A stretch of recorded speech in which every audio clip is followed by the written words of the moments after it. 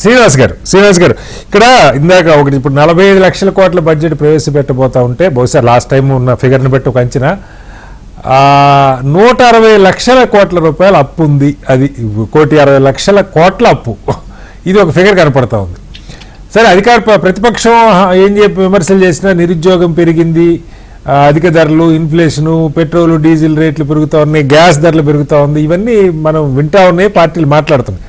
But వీటికి విరుగుడుగా ప్రధానంగా నేను చెప్పింది రైతులు, మధ్యతరగతి, నిరుద్యోగులు, వీళ్ళని దృష్టిలో పెట్టుకొని ఏమన్నా స్పష్టంగా ఈ బడ్జెట్లో ఈ మొత్తం ఇప్పుడే చేయలేకపోవచ్చు, ఎలాగో మీరే అధికారంలోకి వస్తారని విశ్వాసంతో ఉన్నారు కాబట్టి ఆ డైరెక్షన్లో ఏమన్నా ఒక దిశానిర్దేశం ఇచ్చే అవకాశం ఉంది బడ్జెట్లో?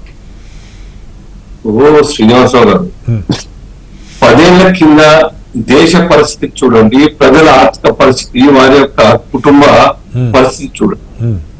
14 తర్వాత 14 అప్పుడు లాస్ట్ బడ్జెట్ ప్రవేశపెట్టింది మన్మోహన్ సింగ్ గారు. ఇట్ వాజ్ 16 లక్షల కోట్లు మాత్రమే బడ్జెట్. ఆ రికార్డు ఉందని 16 లక్షలు. ఇవాళ it has gone up to 45 lakh crore. ఈ తేడా చెట్టు కాసి తీసుకొచ్చిన బడ్జెట్ లో పెట్టరు కదా. ఏ రకంగా పెరిగి ఉంటుంది ఇన్కమ్? దేశంలో కామన్ మ్యాన్ యొక్క ఇన్కమ్ పెరిగితేనే ఆ బడ్జెట్ లో చూపించచ్చు. ఊరికే రాసుకొని పేపర్ మీద రాసుకొని మేము ప్రకటించినాం, ఖర్చుల కింద పత్రులు రాస్తున్నాం అంటే నడదు కదా. ఇన్వెస్ట్మెంట్ చేస్తున్నట్టు లేకపోతే అలొకేషన్ ఫండ్స్ కాదు. దేశం స్థూలంగా కామన్ మ్యాన్ యొక్క ఆర్థిక పరిస్థితి బలపడ్డది అనేక రిఫార్మ్స్ తీసుకోవడం కాదు. ఈ దేశంలో అనేక పనులు కల్పించడం కారణంగా ప్రతి చేతికి పని అందే విధంగా ఈ దేశంలో అందరూ ఒప్పుకుంటారు కదా. ఈ దేశంలో నిర్మాణ రంగం, ఇన్ఫ్రా రంగం మొత్తంగా కూడా స్పీడప్ అయి ఉన్నాయి అనేక. మరి వాళ్ళ ద్వారా ఈ చేతికి పని ప్రతి చేతికి పనితే 45 ఏళ్లలో ఇప్పుడు ఇంత నిరుద్యోగం ఎందుకు ఉందని ఒక ప్రశ్న ఉంది.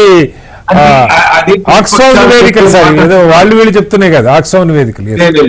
ప్రతిపక్షాలు మా మీద దుమ్మిచ్చే ప్రయత్నం చేస్తున్నాయి. ఉద్యోగం అంటే ఏ సర్కార్ కూడా ఉద్యోగాలు ఇవ్వదు, ఉపాధి కల్పించాలి.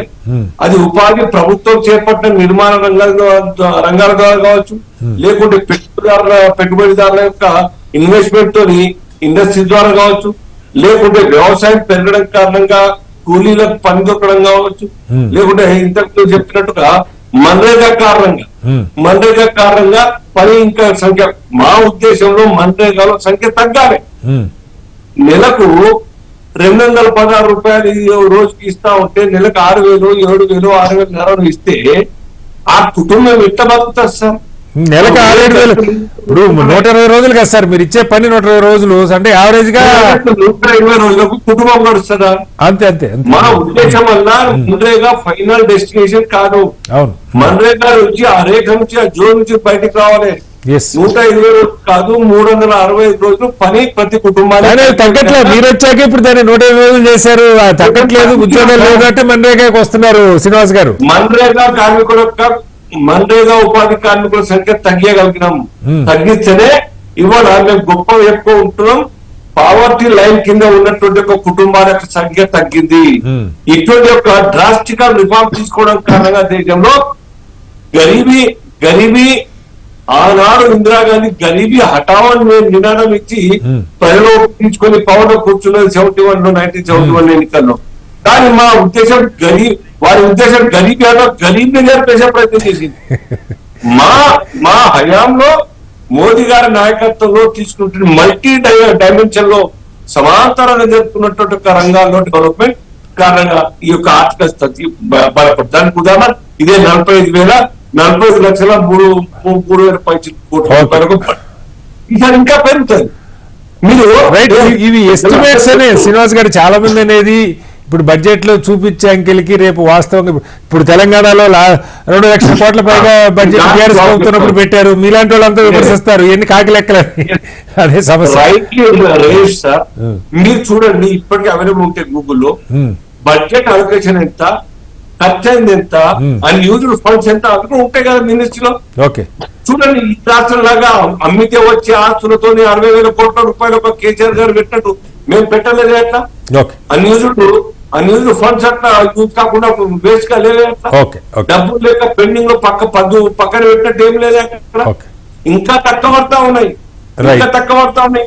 చాలా పనులు చేతి మీద ఆలోచనలు ఉన్నాయి మోదీ గారికి, మా సర్కార్కి. Right. కానీ ఇంకా బలపడతాము ఆ రకంగా పిండి కొద్ది రొట్టె. రైట్ సార్ రైట్ సార్ మీరు చూడండి సార్, హాఫ్ ఎ మినిట్ మీరు చూడండి. డిజిటల్ మార్కెట్ వచ్చిన తర్వాత, నోట్ల బందీ తర్వాత ఈ దేశంలో ఎకానమీ స్ట్రెంత్ అయిందా వీక్ అయిందా సార్ చెప్పండి. కామన్ మ్యాన్ ఒక ఇవాళ 5 లక్షల లోన్ తీసుకునే పరిస్థితి ఎందుకు వచ్చింది? Okay. కూరగాయలు అమ్ముకొని కార్డు ద్వారా యాక్సెప్ట్ చేస్తున్న కారణంగా వాళ్ళ యొక్క బ్యాంక్ యొక్క స్టేట్మెంట్ స్ట్రాంగ్ అవుతుంది, స్ట్రెంత్ అవుతా ఉన్నది, వాళ్ళ బ్యాంక్ లోన్ దొరుకుతా ఉన్నది. Okay. ఇవాళ విశ్వకర్మ పేరుగా లక్షలాది మందికి మేము లోన్ ఇస్తా ఉన్నాం, 3 లక్షల వరకు ఓకే నామినల్ ఇంట్రెస్ట్ తోని, సబ్సిడీతోని. ఇవన్నీ కూడా వారి కుటుంబాల్లో ఆనందం చూడని కదా. కొన్ని వాస్తవం దయచేసి నేను లక్ష్మణ్ గారు పెద్దలకు కూడా రిక్వెస్ట్ చేస్తా ఉన్నాను. రైట్ కొన్ని అన్ని కాకుండా కొన్ని అయితే మంచి పనులు